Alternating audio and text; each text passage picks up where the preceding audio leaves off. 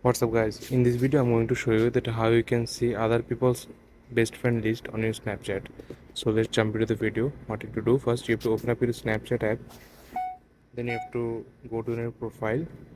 So after going to profile you have to scroll a little bit and you can see here is the option called my friends. You have to click on this.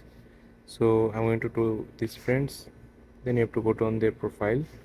So you can see I can pin this person to my best friend list as your number one BF. Pin Sujita to your number one BF. So I can pin this to my profile. So the Snapchat will show this friend as my number one BFF or best friend to my profile. So how you can see other people's best friend list on Snapchat? You have to go to on their profile just like this.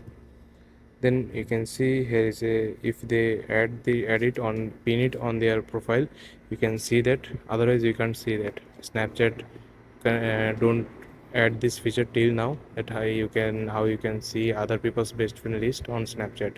So I hope in the next update Snapchat will add it. So this is it guys, I hope you find this video helpful. Please leave a like on this video and subscribe my channel for more video like this. Peace.